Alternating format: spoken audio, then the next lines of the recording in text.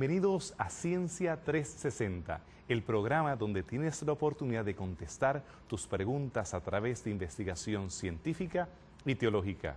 Mi nombre es Efraín Velázquez, arqueólogo y profesor de hebreo bíblico para el Seminario Teológico Adventista Interamericano.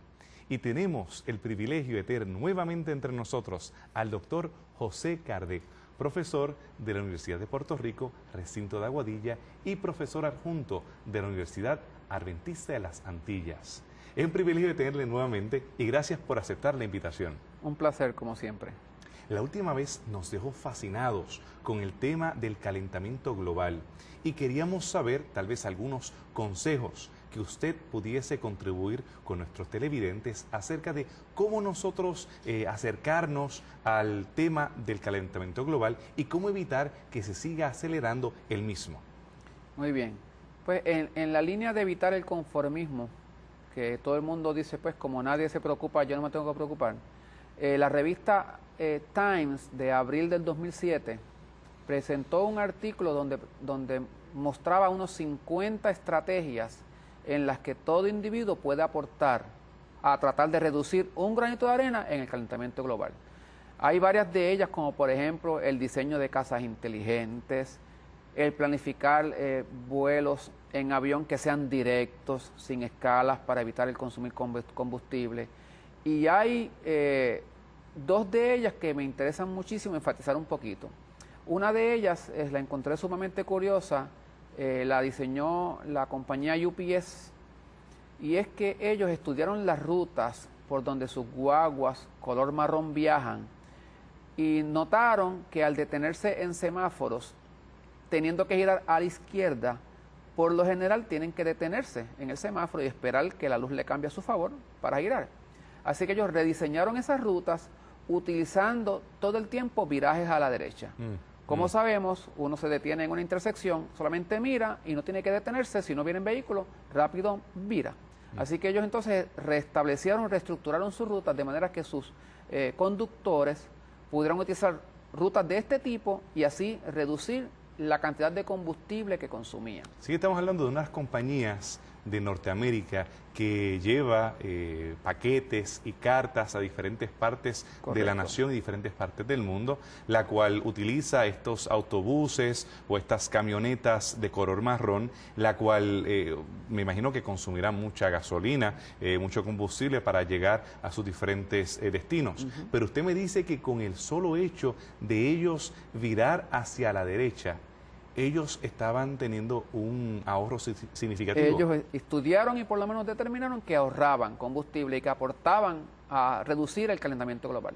Por el mero hecho de no tener que detenerse los 30 segundos o 40 segundos que detienen un semáforo en luz roja a alguien que va a girar hacia la izquierda. Bueno, en el caso nuestro, de nuestros televidentes, hemos descubierto un estudio que la cantidad de empleados en UPS es mínima. Así que yo quisiera que usted me diera algo más, que me ayudara a cómo estos televidentes pueden ayudar a poder evitar el calentamiento global. Pues mira, el mismo artículo que presenta Times presentó una sugerencia que a mí me estuvo sumamente curiosa. Y es por el hecho de que sugerían que la dieta norteamericana cambiara o pasara lo que ellos llaman el steak. O sea, el consumo de carne de origen vacuno, ¿verdad?, de ganado. Porque aparentemente lo que se ha visto es que el cultivo de áreas que hay que deforestar para poner entonces a pastar ese ganado implica una aportación bien grande al calentamiento global. Y entonces ellos sugirieron que, haciendo referencia a un cambio en la dieta, ¿ok?, pues se podría estar aportando. Y ahí entonces yo veo la implicación a la dieta principalmente vegetariana que nosotros, ¿verdad?, promovemos, porque pensamos que se sabe que es mucho más saludable, y cómo la nación, los científicos, sin tener ningún tipo de enfoque religioso, sugieren lo mismo.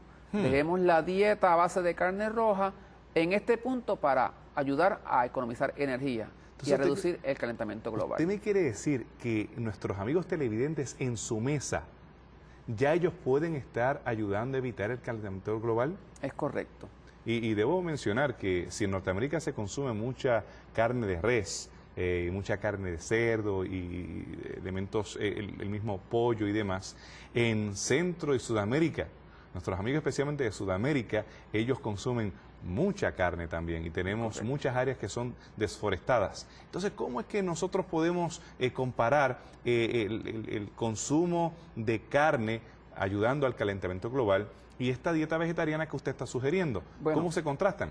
Es en base a el costo energético que conlleva el producir carne.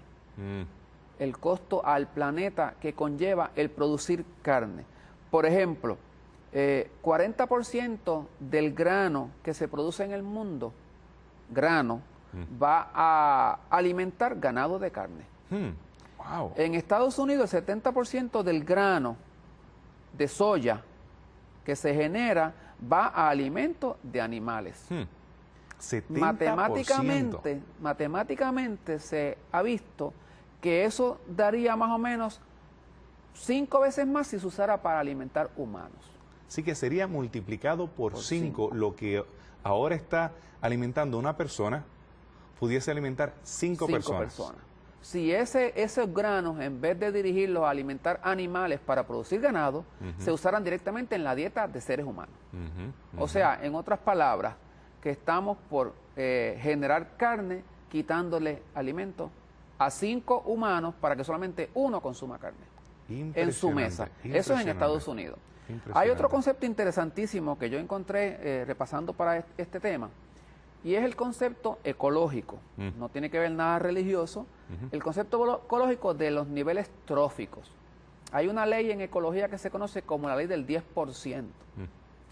Eso lo que significa es que de productores, que son las plantas, a consumidores primarios, que puede ser el ganado, a consumidores secundarios, que podemos ser nosotros, cada nivel que se pasa solamente utiliza el 10% de lo que el nivel anterior creó.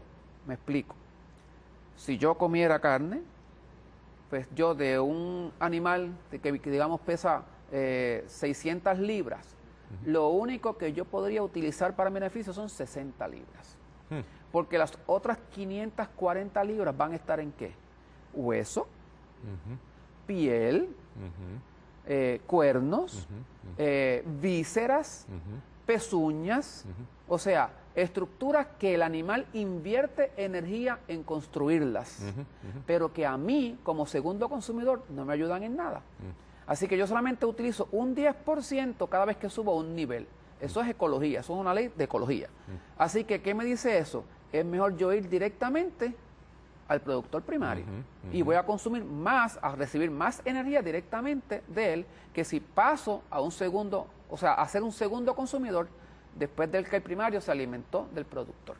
Y eso es ecología como tal. Yo entiendo que nadie de nuestros televidentes que esté comiendo una hamburguesa de res ha pensado que 4 personas están privándose de alimento con cada bocado. Vamos a darte un detallito más sobre eso. Por ejemplo, para el 77, el producir una lata de maíz dulce, de esa que echamos en la ensalada, consumía 4.100 kilocalorías. ¿Ok? Y genera en el ser humano unas 375 kilocalorías, perdóname. Producir eso a base de carne consume 19.000 kilocalorías. O sea, que es más costoso generar las 300 kilocalorías de carne que generarlas de maíz. Si tú divides 19.000 entre 4.000, te da más o menos a 5. Así que estamos básicamente por un factor de 5 reduciendo la cantidad de alimento disponible para las personas. En México, por ejemplo, 1.400 hombres horas trabajan para producir una hectárea de maíz que alimentaría a 7 personas vegetarianas, a razón de unas 2.000, 2.700 kilocalorías por día por año. Pues para que 7 personas carnívoras se alimenten con 2.700 kilocalorías por año a partir de carne, necesitaría 5.000 hombres horas. versus 1.400 hombres horas. De nuevo, ¿qué es más costoso? Generar alimento, calorías a partir de alimento a base de carne que alimento a base vegetal. Y si tú divides de menos esos 5.000 en 3.400, te da a 3.5, que son casi 4 personas menos que comen, si buscáramos las kilocalorías en producto animal. Así que básicamente el mantener una dieta de ese tipo sale sumamente costosa y el efecto neto es la sobrecarga que le pone al planeta. En este caso, nosotros vemos la diferencia tal vez en la forma de pensar de nuestros televidentes, porque cuando hablamos acerca de consumir menos combustible, cuando hablamos acerca de utilizar menos papel, cuando hablamos acerca de los fluorocarbonos, aunque ahora son casi no existentes, pero cuando me tocas el taco de res y versus solamente la tortillita de maíz, como que ahora nuestros televidentes están un poco nerviosos porque estamos yendo a la mesa. Y lo mismo hablar del Caribe y si habláramos acerca de las churrasquerías, nuestros amigos brasileros o en Argentina, ni hablar. Esto desafía nuestro estilo de vida, nos hace responsables a otro nivel. Y vemos que en algunas ocasiones es mucho más fácil tomar una pancarta, protestar y decir que los gobiernos están haciendo esto, no están haciendo lo otro, llenarnos la boca criticando a las grandes compañías, los grandes intereses. Pero yo, ¿qué hago? Usted y nuestro televidente tiene mucho que hacer en base a lo que se pone frente a nuestras mesas. Por ejemplo, sobre el agua, el efecto que tiene esto sobre el agua. Pues mira, suplir carne en Estados Unidos, básicamente se consumen 190 galones por persona por día, para producir la carne para esa persona en un día. Eso es equivalente a lo que una familia típica americana usaría para todas sus cosas en la casa en un día. O sea que no solamente es el asunto de vegetales, carne, ahora el agua que se usa para procesar la carne, se le estamos quitando a una familia completa típica para que una sola persona se alimenta a base de carne. Y el agua es un recurso renovable en el planeta, pero de la manera en que estamos abusando de él, eventualmente va a comenzar a escasear también. Sí, indudablemente nosotros cuando hablamos acerca de los problemas de agua en el Medio Oriente, que es la parte del mundo donde yo tengo que visitar más frecuentemente, las guerras o los conflictos son en base a agua. No son el petróleo. No son el petróleo necesariamente. Cuando hablamos acerca de Etiopía, cuando tenemos el mismo río Nilo que está viniendo desde Zimbabue y el hecho de que ellos pueden parar el flujo del Nilo, pueden hacer una represa afectando a Sudán, afectando a Egipto. ¿Por qué? Porque esa es la arteria de vida la que determina si estas poblaciones van a sobrevivir o no. Hoy por hoy, en el caso de Palestina, tenemos pasando por los altos de Golán todo este hielo que desciende desde el monte Hermón y alimenta al río Jordán, al mar de Galilea. Vemos que israelíes, sirios, jordanos han estado en tensión en muchas ocasiones por el agua. Y si nosotros tuviéramos la oportunidad entonces de maximizar ese preciado producto, países como Somalia, ese cuerno de África que está cerca precisamente de Etiopía, ahora mismo tenemos una hambruna horrible. Estamos hablando de millones de personas que se están afectando por la falta de agua. Si eso sumamos al hecho de que los granos los estamos utilizando de forma irresponsable para animales y tenemos que el agua la estamos utilizando para esos animales, es una fórmula perfecta para hambruna y para un desastre ecológico. Correcto. Y eso es pensando en Estados Unidos nada más. Si visualizáramos la población mundial con una dieta como la de Estados Unidos, porque para bien o para mal, la nación americana se ve, ¿verdad?, como un espejo en el cual mirarse y aspirar a tratar de ser para muchos otros países. Si pensáramos entonces en esos otros países una dieta igual y pensáramos que el planeta completo, esos 6 billones de personas viviendo o pretendiendo tener una dieta a base de carne, eso será imposible para que el planeta se pudiera mantener. O sea, se proyecta que habría que producir 2 veces y media la cantidad de grano que se produce hoy en día para que todo el planeta consumiera carne. Y obviamente no se produce esa cantidad. Habría que duplicar lo que se produce, lo cual será imposible. Y en este caso, estos estudios, algunos de ellos me imagino que no han reflejado el consumo reciente de granos de maíz para producir etanol. Y eso me imagino que alterará aún más las figuras que usted acaba de mencionar. Eso es un buen punto porque entre las cosas que Times recomendaba es el cambiar los combustibles de petróleo a etanol. Por el asunto de que la emisión de petróleo... Eso fue en el 2007, ¿verdad? Eso en el 2007. La emisión de petróleo al ambiente afecta más el invernadero que la emisión del etanol. Pero tienes ese trade-off, ese conflicto, entonces voy a quitar granos de alimento para que los carros los consuman. Okay. La solución... eso no estaba reflejado en el 2007. Hoy nosotros lo podemos ver. Exactamente. La solución básicamente implicaría entonces que el planeta, en vez de dedicarse a buscar dietas de carne, se moviera un poco más a la dieta donde se elimina la carne. Dietas de origen vegetariano. Por ejemplo, Costa Rica es un país precioso en Centroamérica. Y hermoso. Era un país que tenía enormes pulmones de bosques. Todos esos bosques han sido talados y hoy en día queda el 17% de los bosques. ¿En base a, o por qué?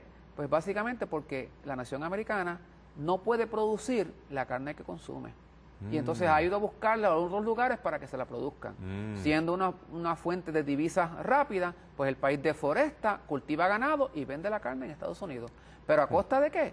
Del pulmón, del oxígeno, del agua y obviamente de la temperatura. Sí, no, y yo te soy franco, ver eso diezmarse, ver a Costa Rica en el área de Monteverde, donde es impresionante ese bosque forestal con los tucanes, los diferentes animales al aire libre, interactuando, monos y demás, ver que muchas de las áreas para llegar hacia allá están dedicadas al ganado, realmente bien lamentable, porque uno puede imaginarse cómo se debería haber visto toda esa área que ahora está dedicada al ganado, como se hubiese visto hace años atrás, cuando estaba dedicado exclusivamente a la flora, la fauna, las mariposas y todos esos animales que viven en ese hermoso bosque tropical. Esos bosques reciclan el dióxido de carbono, que es un gas de calentamiento global, y además producen oxígeno.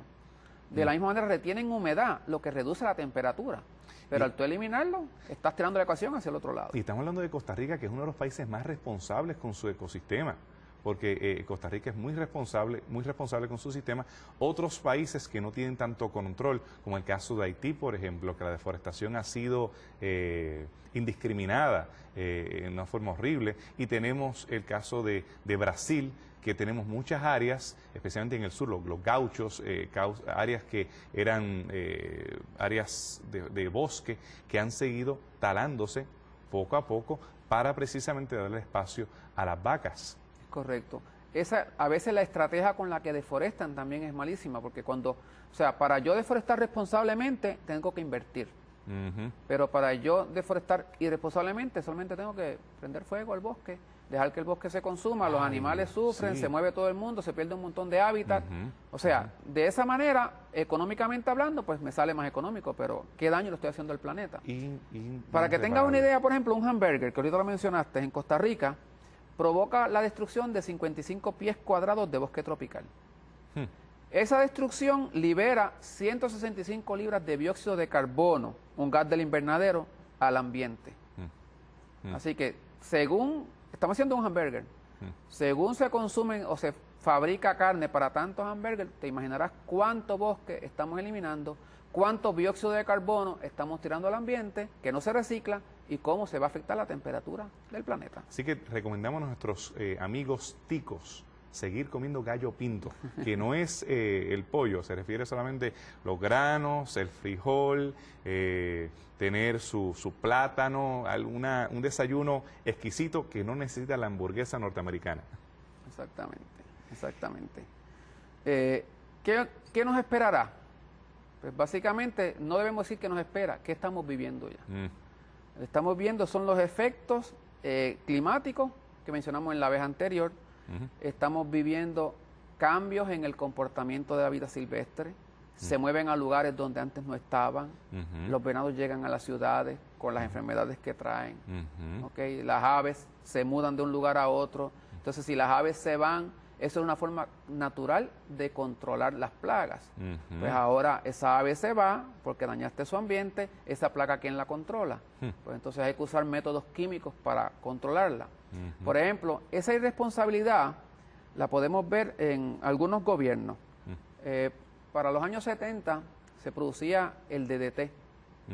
El DDT es una sustancia química que interfiere con el desarrollo de insectos, específicamente con una hormona que se llama ecdisona, y hace que el insecto, en el proceso de la muda, de cambiar su cascarón, pues perezca o se muera. Ese DDT se producía en Estados Unidos y se vendía a distintos países del mundo donde había que deforestar, el Canal de Panamá, Vietnam, lugares así. Y en Estados Unidos se usaba. Se encontró que al interferir con el proceso de desarrollo de los insectos por una hormona como ecdisona, que es esteroide, también interfería con el proceso de desarrollo de otros animales, como las aves, como los reptiles, como los anfibios. Y entonces se levanta la voz de alerta en Estados Unidos y como resultado de la voz se prohíbe el uso en Estados Unidos. Pero se seguía fabricando y vendiendo al mundo. Pues uno de los lugares donde más se usa es en el Amazonas. Para trabajar en la deforestación y en el ganado hay que eliminar los insectos, ¿verdad? Pensando que como no lo uso en el patio de mi casa, no me va a afectar, lo usamos allá. Hay fotos de satélites interesantísimas que demuestran cómo las corrientes del río Orinoco y del río Amazonas, cuando penetran al Atlántico, regresan a la Florida. O sea que yo lo estaba fabricando, cuando me di cuenta que es malo, lo dejé de usar, lo seguí vendiendo porque no lo uso aquí. Pero el planeta es así. El agua regresa a Estados Unidos y entonces en las costas Florida y en el este, tú ves la turbidez de esa agua trayendo hacia acá esos productos que tú estabas, químicos que estabas utilizando. Literalmente en Norteamérica se dice what goes around comes around. Lo que correcto. va, regresa, y en este caso Correcto. se ha vivido de una forma muy patética. Entonces lo que vamos a ver pues son esos cambios, problemas de salud, porque esos pesticidas interfieren no solamente con reptiles, se sabe ya que en humanos interfieren, por ejemplo, con el conteo de espermatozoides. En mujeres pueden ser posibles razones para ovarios policísticos, problemas de fertilidad. Hay drogas que afectan, por ejemplo, el embarazo. En un tiempo se usó una droga que era para las mujeres que tenían problemas reteniendo el embarazo. Entonces, pues para evitar que perdieran el embarazo temprano, se les administraba esta droga. Esta droga permitía que completara el embarazo. A los 9 meses nacía el hijo, pero entonces cuando esos niños alcanzaban su pubertad, que las hormonas naturales comenzaban a trabajar en ellos, aparecían entonces con tumores en el sistema reproductivo, niñas de 12, de 13, varones de 12, 14 años, tumores en los testículos, infertilidad. Y eso básicamente es resultado de trabajar con este tipo de drogas que van al ambiente, afectan.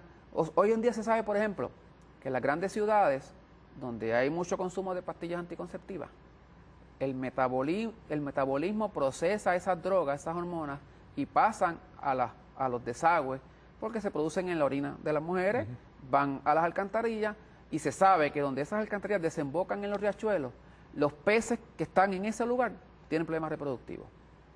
¿Okay? Los caimanes tienen problemas reproductivos, las aves tienen problemas reproductivos, el cascarón del huevo se pone muy fino. O sea, todo eso que nosotros trabajamos va llegando al ambiente y va afectando lo que sucede en el ambiente. Usted ha hecho investigación que ha sido bien impresionante en el caso de Puerto Rico en relación al efecto de algunos de estos, de algunos de los venenos sobre los reptiles. ¿Nos pudiera tal vez ampliar un poquito acerca de su contribución? Pues, básicamente lo que yo trabajé fue con tratar de usar un organismo terrestre como un bioindicador de contaminación con hormonas esteroides. Habían estudios previos que se habían hecho con organismos que son anfibios o que están en el agua. En Puerto Rico ninguna se había hecho, así que la primera que se hizo fue la mía, pero específicamente con organismos terrestres. Y pues básicamente lo que yo demostré es que ese animal, que es el lagartijo común de jardín, respondía positivamente a indicadores de contaminación ambiental. Lo que vendría ahora es tratar de estudiar el mecanismo. Si el mecanismo que usan esos químicos es el mismo que usa el estrógeno, que es la hormona con la que yo estoy comparándolo. Hasta el momento, pues eso es lo que tendríamos en ese tipo de resultados. ¿Qué pasaría si nosotros seguimos al ritmo que las cosas van? ¿Qué nos espera? Bueno, realmente no nos espera nada porque lo estamos viviendo. Ya estamos viendo los efectos de esas cosas, que es lo que hemos comentado básicamente. Migración de las aves, las plagas se mueven de un lugar, tenemos que usar más veneno, ese tipo de cosas. El calentamiento que está ocurriendo, el uso de hormonas para engordar el ganado, que pasa entonces hormonas al sistema de los seres humanos, las aves, o sea, todo eso se está siendo afectado, así que lo que nos espera es más de eso mismo. ¿Qué usted quisiera invitar o desafiar a nuestros amigos televidentes de Ciencia 360 acerca de su responsabilidad para con el medio ambiente? Bueno, en términos sencillos, hay un concepto en ecología que se llama la simbiosis. La simbiosis es como dos organismos trabajan entre sí y se integran. Hay uno de ellos que es el parasitismo, donde un organismo lo que hace es que le saca la vida al otro organismo. Y eso es lo que el ser humano hace con el planeta. Hay otro que se llama comensalismo, donde un organismo se alimenta y el otro ni se afecta, como que es indiferente. Eso tampoco es lo que queremos para el planeta, ser indiferente. Hay un tipo de simbiosis que es lo que llamamos mutualismo. Los dos organismos trabajan y se benefician. Y eso es lo que nosotros debiéramos hacer con el ambiente. Indudablemente yo creo que la palabra del Señor ilumina acerca de nuestra responsabilidad para con los demás. Nos habla acerca de amar a los demás como a nosotros mismos. La próxima vez que vayamos a la mesa, vamos a pensar en aquellas personas que se encuentran en Somalia, en Haití, en otras partes donde son menos afortunadas, lugares donde hay gobiernos que tal vez no han tratado de hacer cambios de forma responsable, pero al fin del día es en nuestra experiencia donde nosotros tenemos que aplicar estos principios. Correcto. ¿Cuán responsable soy yo? Y te soy franco, Cardé, yo en mis fuerzas soy incapaz de poder hacer un cambio o generar algo diferente en mi comportamiento. Tenemos que depender de lo alto, de alguien especial, de una persona que pueda transformar estos deseos, estos anhelos que hay en mi corazón. Y nuestros amigos televidentes únicamente pueden encontrar en Jesús esa fuente de cambio. Él es el único que puede transformar tus deseos. Él es el único que puede transformar tus anhelos. Él es el que puede cumplir su propósito en tu vida. Él quiere que experimentes ese Edén restaurado. Al igual que el Adán del principio, tú tengas la oportunidad de gozar de comunión con el Redentor, de caminar con Él, de hablar con Él. Únicamente el Espíritu Santo interviniendo en tu vida le puede dar esa paz y esa seguridad a tu alma.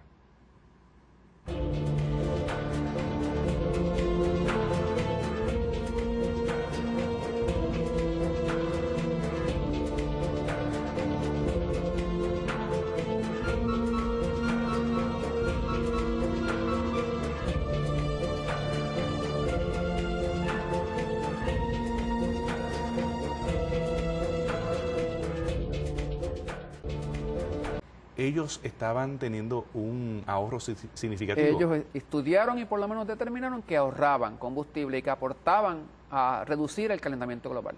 Por el mero hecho de no tener que detenerse los 30 segundos o 40 segundos que detienen un semáforo en luz roja a alguien que va a girar hacia la izquierda. Bueno, en el caso nuestro, de nuestros televidentes, hemos descubierto un estudio que la cantidad de empleados en UPS es mínima. Así que yo quisiera que usted me diera algo más, que me ayudara a cómo estos televidentes pueden ayudar a poder evitar el calentamiento global. Pues mira, el mismo artículo que presenta Times presentó una sugerencia que a mí me estuvo sumamente curiosa.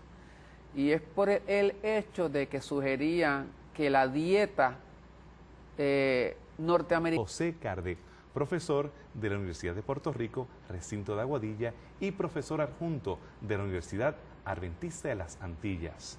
Es un privilegio tenerle nuevamente y gracias por aceptar la invitación. Un placer, como siempre. La última vez nos dejó fascinados con el tema del calentamiento global y queríamos saber tal vez algunos consejos que usted pudiese contribuir con nuestros televidentes acerca de cómo nosotros acercarnos al tema del calentamiento global y cómo evitar que se siga acelerando el mismo. Muy bien. Pues en la línea de evitar el conformismo, que todo el mundo dice, pues como nadie se preocupa, yo no me tengo que preocupar, la revista Times de abril del 2007 presentó un artículo donde mostraba unos 50 estrategias en las que todo individuo puede aportar a tratar de reducir un granito de arena en el calentamiento global. Hay varias de ellas, como por ejemplo el diseño de casas inteligentes, el planificar vuelos en avión que sean directos, sin escalas, para evitar el consumir combustible. Y hay dos de ellas que me interesan muchísimo enfatizar un poquito. Una de ellas la encontré sumamente curiosa, la diseñó la compañía UPS, y es que ellos estudiaron las rutas por donde sus guaguas color marrón viajan y notaron que al detenerse en semáforos, teniendo que girar a la izquierda, por lo general tienen que detenerse en el semáforo y esperar que la luz le cambie a su favor para girar. Así que ellos rediseñaron.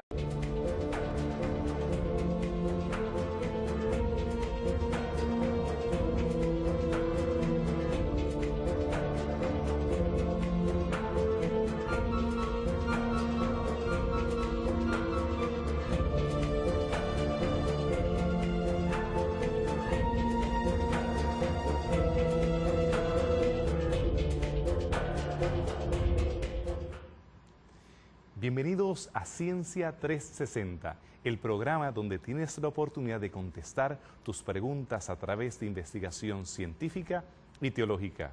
Mi nombre es Efraín Velázquez, arqueólogo y profesor de hebreo bíblico para el Seminario Teológico Adventista Interamericano. Y tenemos el privilegio de tener nuevamente entre nosotros al doctor. Fueron esas rutas utilizando todo el tiempo virajes a la derecha. Como sabemos, uno se detiene en una intersección, solamente mira y no tiene que detenerse, si no viene en vehículo, rápido vira. Así que ellos entonces restablecieron, reestructuraron sus rutas de manera que sus conductores pudieran utilizar rutas de este tipo y así reducir la cantidad de combustible que consumían. Sí, estamos hablando de unas compañías de Norteamérica que lleva paquetes y cartas a diferentes partes de la nación y diferentes partes del mundo, la cual utiliza estos autobuses o estas camionetas de color marrón, la cual me imagino que consumirá mucha gasolina, mucho combustible para llegar a sus diferentes destinos. Pero usted me dice que con el solo hecho de ellos virar hacia la derecha,